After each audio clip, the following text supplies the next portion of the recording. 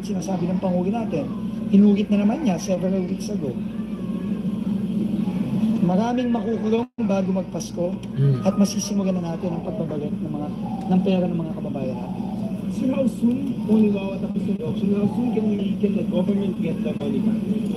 Ano yan, pag nanalo sa auction, magbabayad ka kagad. And then, Bureau of Customs, i-remit namin yan sa Bureau of Treasury. Hindi yan may iwan sa BOC. So pag yan na sa Bureau of Treasury na, magagamit na yan sa mga programa para sa ating mga kababayan. Kaya naman yun.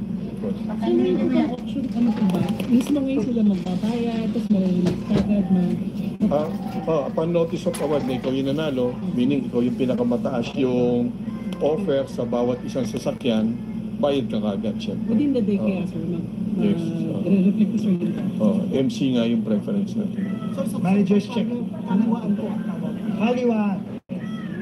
Kaliwaan yan. O, shoutout sa mga taga-Samar dyan, ha? Kanina, alam ko, nagtatawanan tayong lahat nung kinuha natin yung sikat na payong na pinagmalaki nila Diskaya sa TV.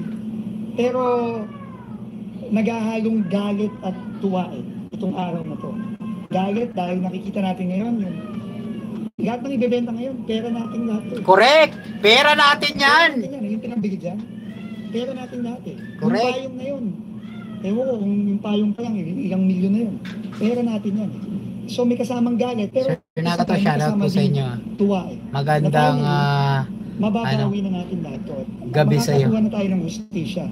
No? At pagkatapos na pinakita pa to sa TV, sa mga TV show na pinagmamalaki nila, ngayon, mababawi na natin. Paunti-unti, pero ito na ang simula. Nako po. Sinala yung dito, how do we assure na hindi pera nagbayad yung ginamit sa pagpili? May mga record documents naman yan. And then pag nanalo ka, may post-qualification naman yan. May mga ginawa tayo mga pagsusuri doon sa mga dokumento nila. Kaya alam naman natin. Kaya syempre, mga ano yan, mga legitimate bidders yung mga sumali naman dyan. Meron pa nga humabol sana after the deadline. Pero pinagbawal ko na yon.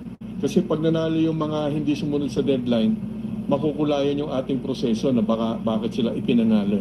So magandang senyalis yun na meron din namang mga interesado talagang tumulong. Of course, dahil magaganda yung sasakyan, hopefully kahit paano gusto nila makatulong sa bansa na makabawi naman tayo. How do you describe the interest? And I don't know if you can share... Ma'am Amelita, good evening po. Bibili just for the... From Leyte, Ma'am Honore, ano to? Tama. Ma'am Hinorio, ayun, shoutout po sa inyo. Nababahala nga ako nung una na baka walang sumali. Kahit ano ba kayo ba? Alam nyo kung saan yung pinanggalingan ng sasakyan, bibilin nyo ba? Natakot din kami sa simula. Dahil baka may stigma yung istorya nung sasakyan di ba? Kaya nung may unang dalawa na nagsabi na sasali sila, nag-submit ng dokumento, bumili ng bid bond, Amadora, shoutout po, good evening. natuwa na kami hanggang naging 10 na sila. At may humahabol pa nga sana na 4, kakawag na kasi dapat sumunod sa deadline. Sir, can we expect the 6 others na i-auction din? Yes, ginawa natin, hindi natin sinabay-sabay para ma-manage natin yung presyo.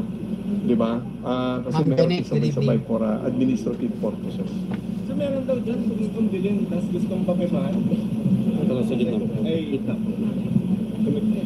Gusto daw yung dalawa. Sir, meron yatang gustong mag-bid tapos edit ko. I-display lang daw. From Australia, Ma'am Lloyda at